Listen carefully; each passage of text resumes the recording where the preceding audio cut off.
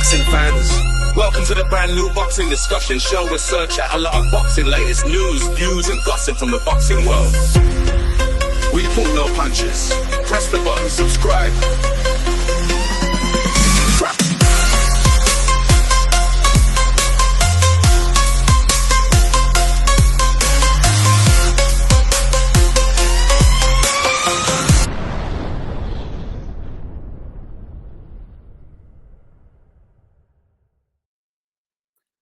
Fight fans, welcome to the Big Fight Preview, and I'm delighted to be joined by the Boxing Encyclopedia from Scotland, Mr. Neutral. How you doing, my friend? I'm doing very well, thank you, Darren, and welcome.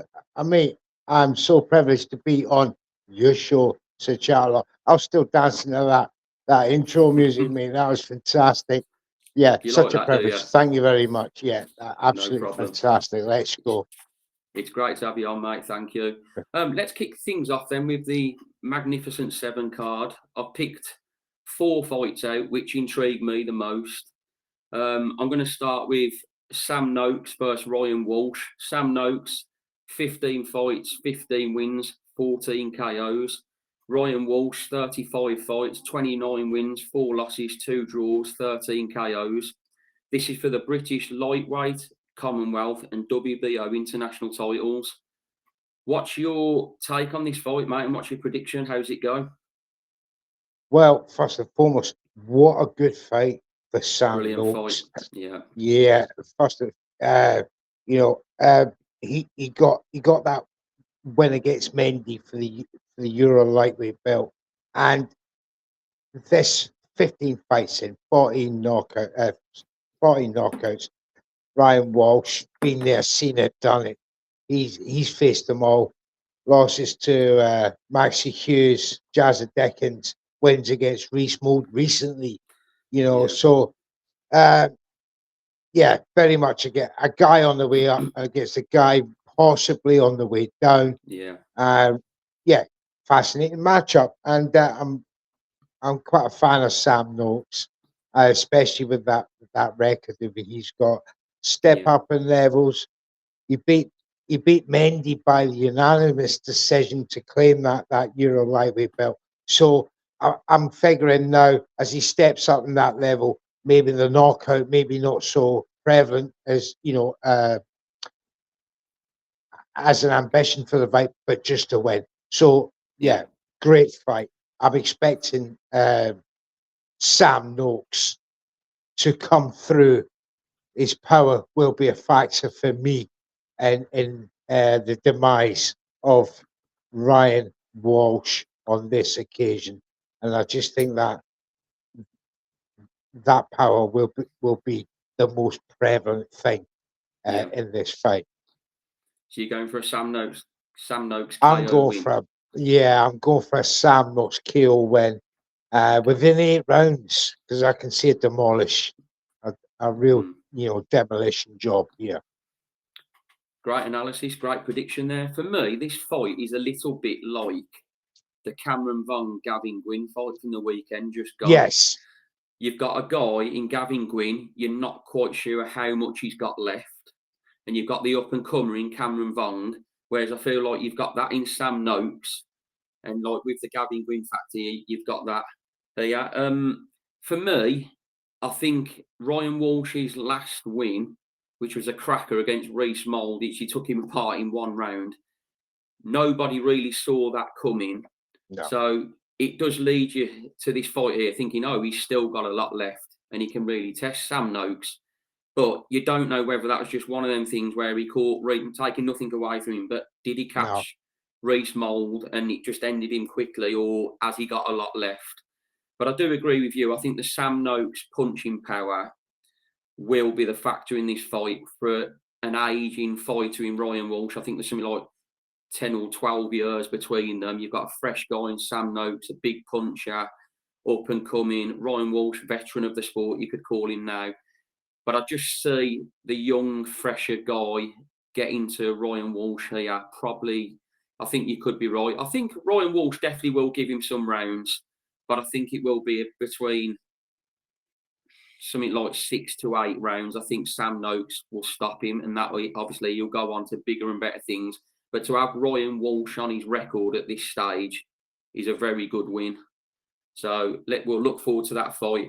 Right, moving on swiftly then, we've got next one, which is the one that's intrigues me, but I'm expecting something to explode here. It's Lawrence Okolie versus Hussein Mohammed. Lawrence Okolie, 21 fights, 20 wins, 1 loss, 15 KOs. Hussein Mohammed, 19 fights, 18 wins, 1 loss, 14 KOs in the heavyweight division. Obviously, this is Lawrence Okolie's first fight at heavyweight for fighting on a Frank Warren show, for fighting for Queensberry Promotions.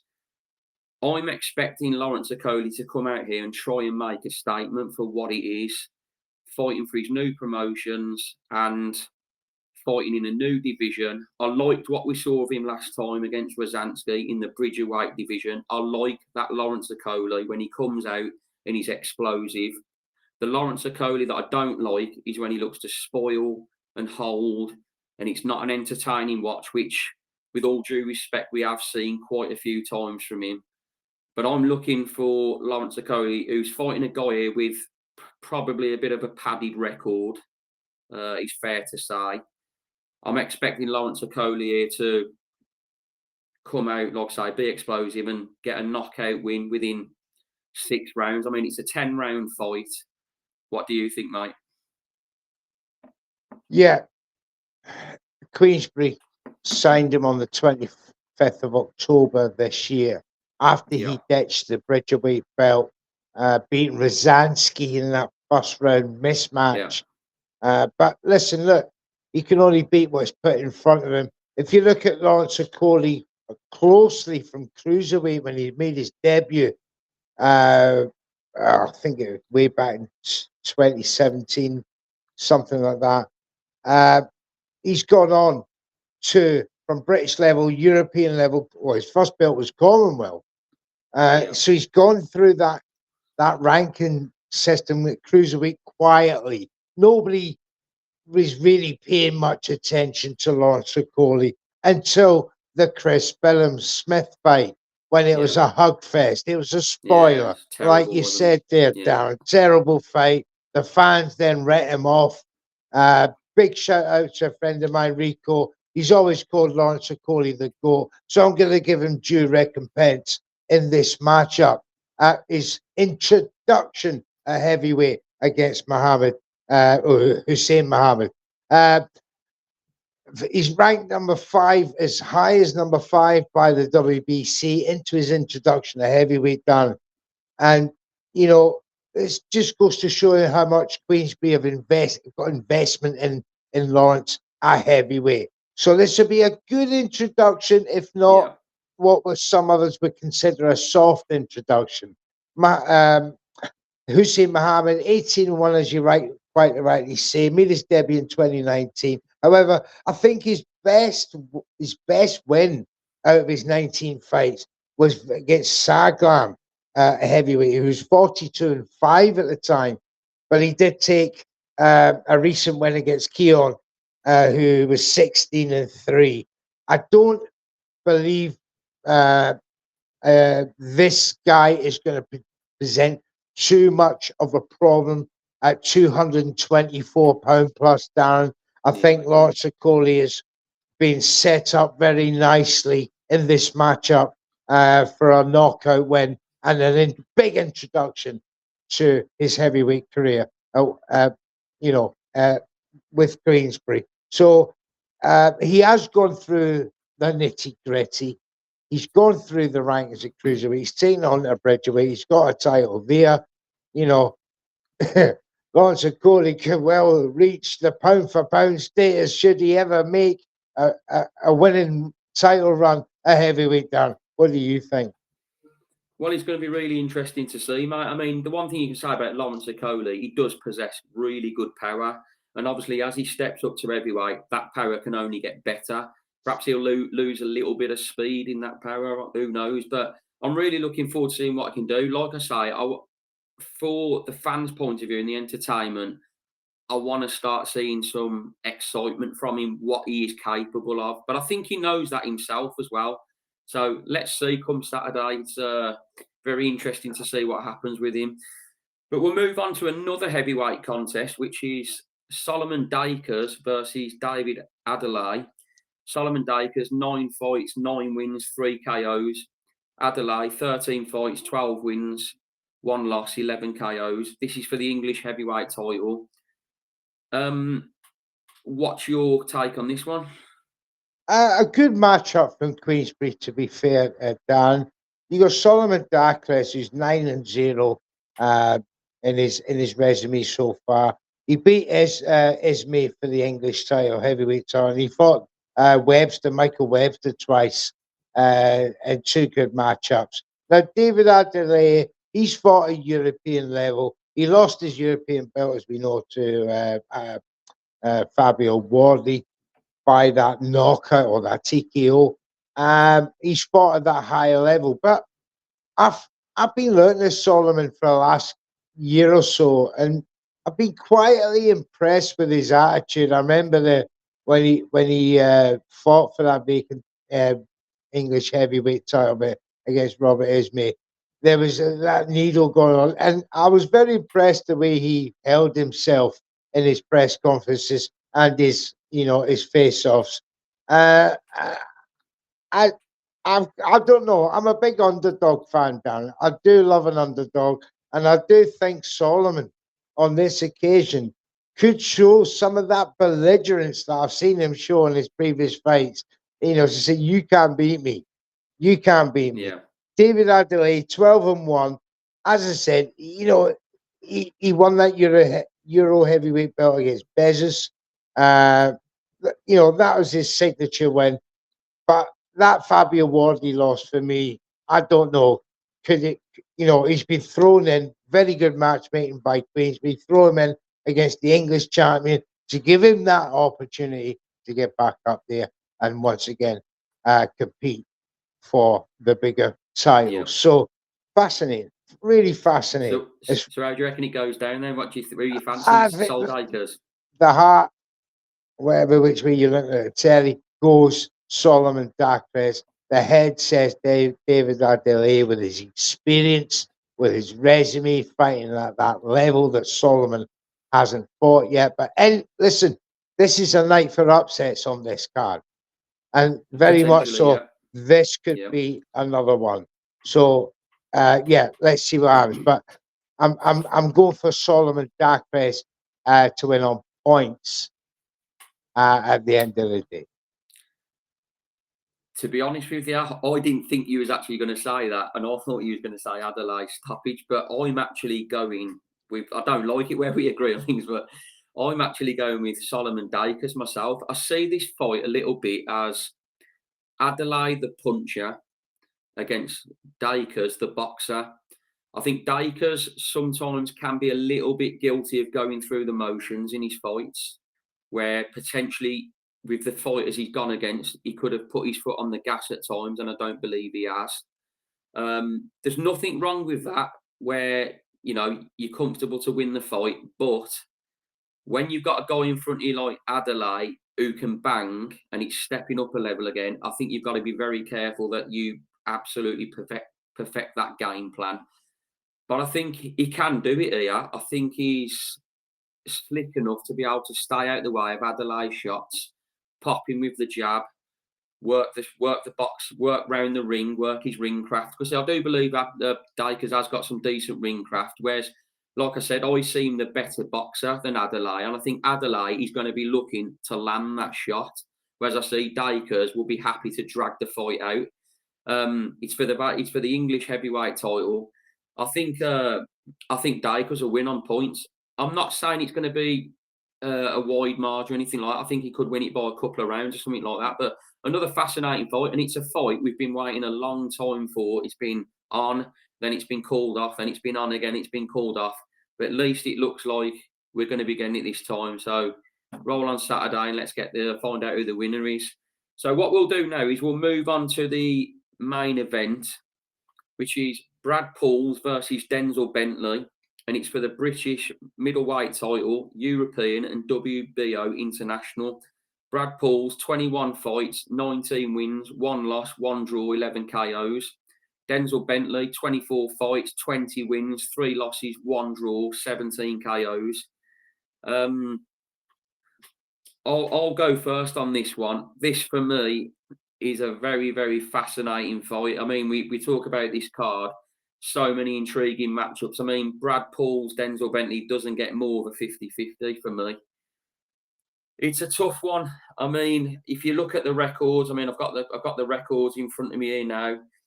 You know, last time out, Brad Pauls, well, he had the 2 matches with Nathan Heaney, drew the first one, won the next one, stopped him in the last round. Nathan Heaney's never had that done to him before.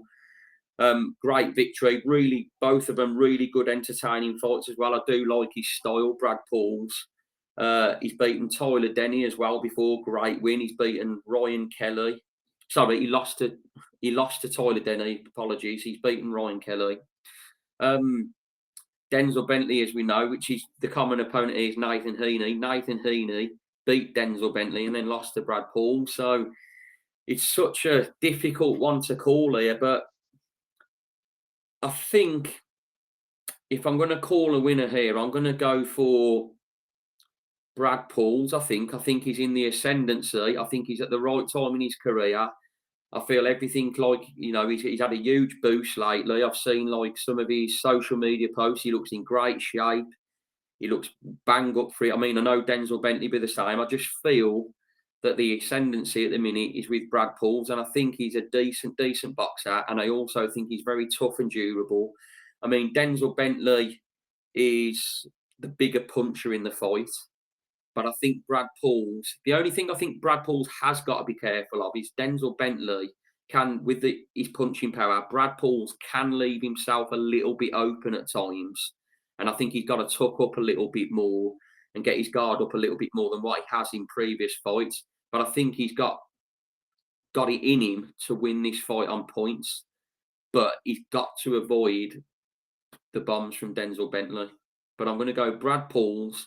And a very, very close decision. What's your take, mate?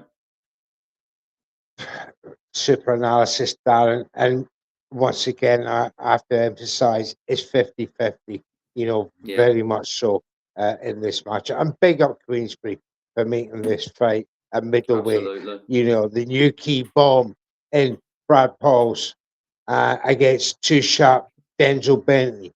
The 2 resumes, 22 fights, 24 fights. Brad Pauls has been the senior at British professional level by 2 years, 2015 to 2017 respectively.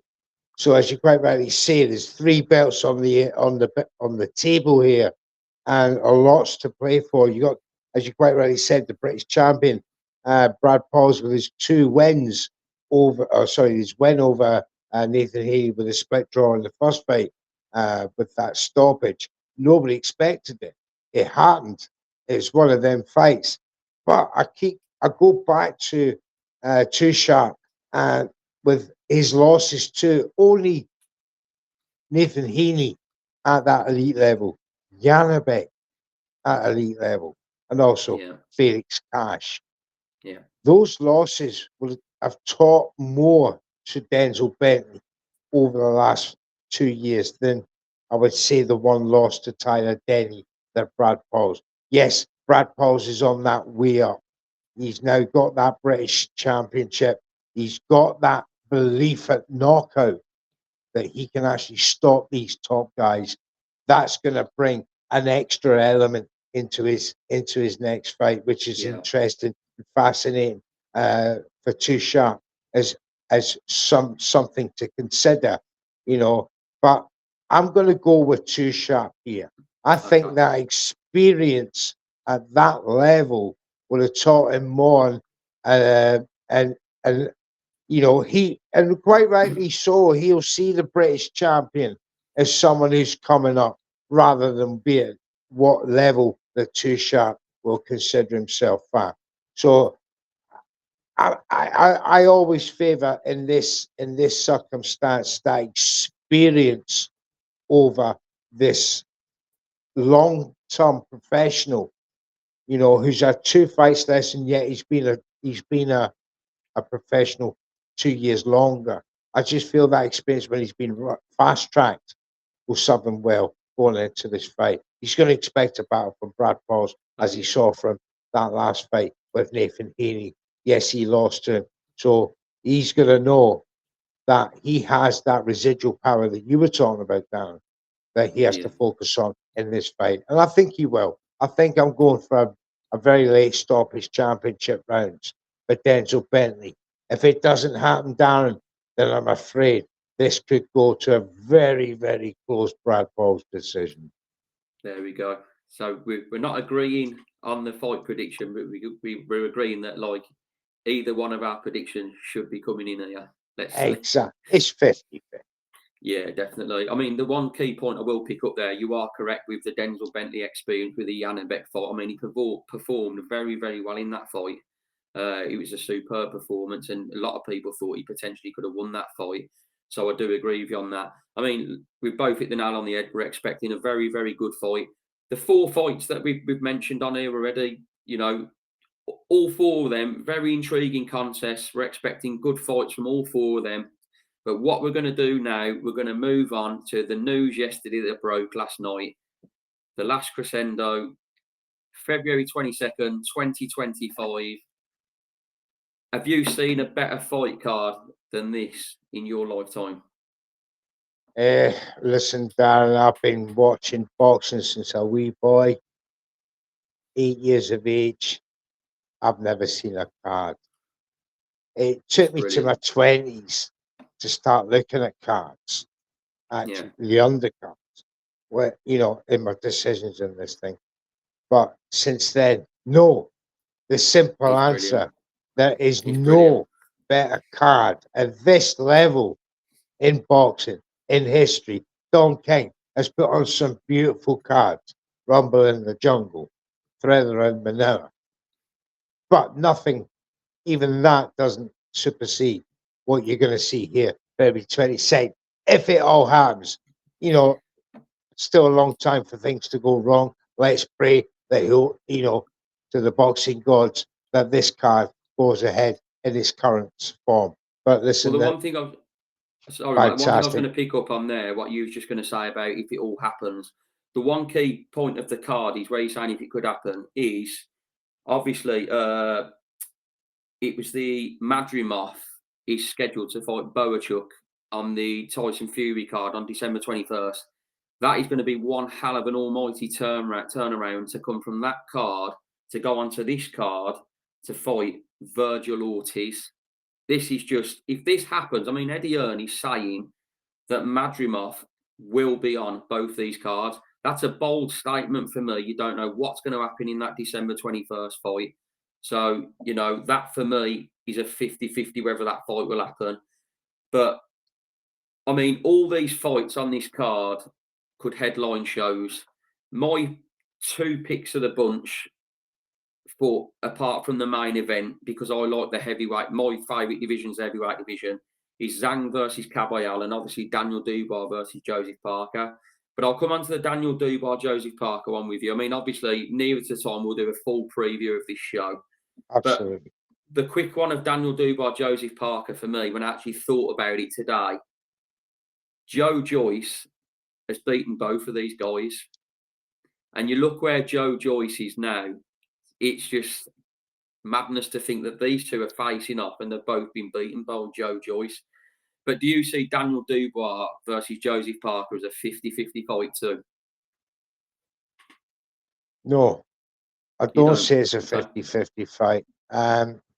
Big up Joe Joyce, beating both of them. However, Joe Joyce, for me, a heavyweight, turned professional, far too late in his career, at nearly 32 years of age.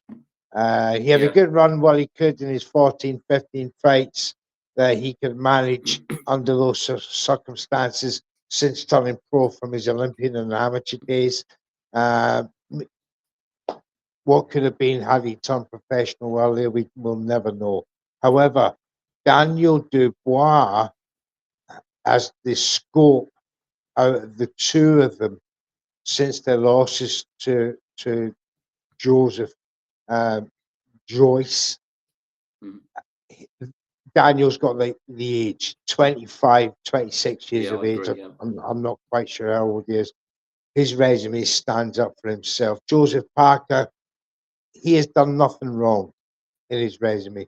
And this has been, it's an actual, for me, this is a prize for Joseph Parker, because all this hard work and keeping going, keeping at it, winning, and he's got himself into that position. And Daniel, the big up Queensbury for making this fight happen for these fighters. Is it Queensbury? Daniel Dubois. Yeah. Yeah. Yeah, absolutely. Sorry, I had a mental block there for a second. So, you know, he's deserved this fight for me, Darren, and 50-50, not quite. I see 70-30 for Daniel Dubois. Styles make fights. I know that AJ was tailor-made for Daniel Dubois coming in, lunging the way he did, but Joseph won't fight like that. He won't. He'll play a more patient game. But he's still, for me, going to be on the back foot. He's still going to be aware of that overhand right from Daniel Dubois. And I think he'll waste too many rounds, too much time in counteracting that for me. And he'll let Daniel get too far ahead before it's too late. So I'm expecting a Daniel Dubois unanimous decision. Okay. I mean, my quick summary of it is I think it is a 50-50 fight. I think Daniel Dubois is on a great run. What he did to AJ last time, there was potential for that to happen, but most people didn't really see it happening. He took Anthony Joshua apart. Anthony Joshua, questions are, has he ducked the rematch? Possibly. He sees it as, you know, if he loses that rematch, he's pretty much done. Potentially, you could have a Tyson Fury fight down the line if he loses to Usyk and you have a big British fight still. But yeah, I think that Daniel Dubois can hurt Joseph Parker. I mean, he's a massive puncher, but I think if he does land on Joseph Parker, I think Parker will take the shots better than Anthony Joshua did. I think his chin's better. He does get dropped a bit more as he's got older, Joseph Parker, but I still think he's got a solid chin. But I think this will go the distance, and I think it's going to be a very, very close fight. I mean, if someone was going to ask me early on now, after the fight was announced last night, I'd probably edge towards a Joseph Parker points win, because I think Dubois won't be able to catch Parker as easy as he did AJ, because I agree with you, Parker will fight a different style of fight. And I think Andy Lee has taught him how to fight a different style of fight. So it'd be very interesting to see. But yeah, I mean, I'm just looking at the rest of the card. We've mentioned Zhang Kaboyal, Buatsi Callum Smith, Virgil Ortiz Madrimov, Carlos Adames, Hamza Shiraz. Fantastic fight. Great to see Hamza Shiraz getting that chance. Shaka Stevenson, Floyd Schofield. We've mentioned Dubois Parker. Before we sign off, which I've said I'll do another preview closer to the time, Beterbiev Bivol, the rematch. How do you see that one going? Well, first and foremost, thank the boxing gods that this rematch is on, because I thought it would never happen down. Yes, and such a quick turnaround from October straight to February. Big up to Turki Al-Sheikh, kept his word for this rematch. He wanted to see it. He's made it happen. And headlining such an auspicious card. So yes, I think it's revenge time, Darren. I think the gods will have deserted Beterbiev after his win last time. Many people thought it was a 50-50 fight going in. Many people thought Bivol won. Many thought Beterbiev won. It had to be a rematch, not to settle it, just to see if that first fight was not a fluke. You know, so although I give it was a close fight, I did give it myself to Bivol by 1 or 2 rounds. But listen, I was complaining too much at the time, but after seeing the fight again, I still give it to Bivol, but it was a lot closer. So I can see it wasn't a robbery. It was close. He did technically lose the fight. This time, I don't think he's going to take any chances with, losing rounds. He's the UD king for me, Bivol. I don't expect him to knock out Beterbiev. Yeah. There is the possibility of a stoppage with the cumulative punching should Beterbiev be succumb under a barrage, as he was in fight one. So I think Beterbiev will be a lot more clinical, conservative in his boxing, and he'll be a bit more active in that ring for me. And that's the keys for me for success against Artur Beterbiev. But I'm fully expecting another 12-rounder, a war. Yeah, I pretty much agree with you on that. I think Dmitry Bivol nicked the first fight. I do think it was very close, but I did give it Bivol. I think he'll learn a lot from that first fight. I mean, they've both got boatloads of experience anyway, but I think Bivol probably did have rounds that he took off a little bit through tiredness in that first fight. I think he'll learn from that first one and know that he's got to do a little bit more for the judges' eyes to get a victory. Yeah. Completely agree with you. 12-round fight. But especially I think 10, Bivol, 11, 12. Yeah, he tired a little bit and he let Beterbiev come on into that fight a little bit. Yeah. But I think Bivol will learn from that, and I think he'll win the next one on points. But I do expect it to be pretty similar to the first one. But Bivol, just instead of phasing out a little bit in rounds, I think he'll know that he's got to do a little bit more to get the judges' attention to win the fight. But I agree. Well, I mean, we've spoke about the fights on the card. Like I say, I'll be doing a bigger preview more near to the time. But we both agree this is one of the best cards that has ever been. Well, probably the best card that has ever been. It's going to be $19.99 on pay-per-view. No 25, no 24.99s, no 29.99s. $19.99. Everyone needs to support this fight, watch it properly, do the pay-per-views, and everyone needs to get behind it, because these cards that we've got, that we're getting now, they're not going to be around forever. So everyone needs to support it and get behind it all. And Mr. Neutral, it has been fantastic talking to you today. I've absolutely loved talking boxing with you, and thanks for coming on the show. My pleasure. Thank you, Darren. I wish you all the very best with your channel launch. And I shall be telling everybody, get on Darren Aston and Sir Lot Boxing Channel. This is the place to be for some good boxing chat. You tell him to subscribe. You tell him to like, subscribe, and comment. Make sure you pass it on. Absolutely, 100%. Cheers, mate. Great to have you on. And like I just said, all the likes, comments, subscriptions, massively appreciate. I've had great support on the channel so far. 89 subscriptions in 3 weeks. Couldn't have asked for a better start. Great having guests on like Mr. Neutral here. I've got loads coming up. I've got more interviews with fighters, ex-fighters I've got planned. So we'll see you out with this outro, and see you all soon. Boxing fans, welcome to the brand new boxing discussion show. We search out a lot of boxing, latest news, views, and gossip from the boxing world. We pull no punches. Press the button, subscribe.